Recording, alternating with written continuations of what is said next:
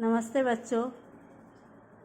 आज हम क्षेत्र अध्ययन के अंतर्गत उपयुक्त सामग्री के बारे में देखेंगे। क्षेत्र अध्ययन करते समय कौन सी सामग्री साथ में रखना आवश्यक है। पहला है अभिलेख कॉपी, जिसमें हम कुछ सब जो देखेंगे वो लिखेंगे। नमूना प्रश्नावली, अगर कहीं क्षेत्र अध्ययन करने जा रहे हैं तो उससे संबंधित जो प्रश्नावली तैयार की है वह हमारे पास होना चाहिए। लिखने के लिए पेन, कलम, पेंसिल होना चाहिए। अगर चित्र बनाने की आवश्यकता है, मापन पट्टी होना चाहिए। अगर कुछ गिनना है, माप लेना है तो दिशा सूचक होना चाहिए। जंगल में जा रहे हैं कि जैसे सिक्किम आसाम तरफ गए और किसी अभयारण्य में गए तो वहाँ अगर हमें दिशा सूचक यंत्र हो तो दिशा का ज्ञान निश्चित रूप से अच्छे से होता है। नमूने इकट्ठे करने की कागज़ की थैली होना। मिट्टी है, मिट्टी के नमूने लेना है हमें तो उसके लिए कागज़ की थैली है, या और किसी प्रकार के चट्टान है, चट्टानों के टुकड़ों के नमूने जमा करना है तो कागज़ की थैली। मानचित्र, अगर किसी पर्यटन स्थल पे जा रहे हैं, जानकारी है और नहीं भी है, अगर पर्वत पर अगर चढ़ते हैं, पर्वतारोहण करते हैं तो किस मार्ग से जाना है, इसलिए मानचित्र की आवश्यकता होती है।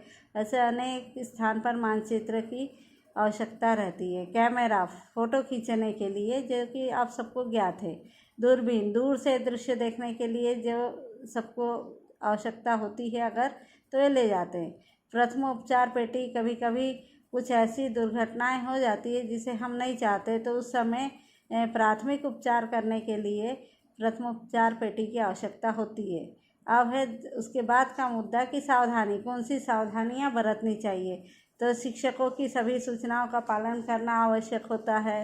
हाँ, उसके अलावा क्षेत्र अध्ययन के समय पर्यावरण को किसी प्रकार की हानि न पहुँचे, यह भी देखना चाहिए। क्षेत्र अध्ययन का उद्देश्य प्राप्त करने की दृष्टि से जो कुछ हम अनेक प्रकार की जानकारियों का संकलन करते हैं तो संकलन करते समय वहाँ किसी प्रकार का नुकसान न पहुँचे, यह भी ध्यान रखना पड़ता है।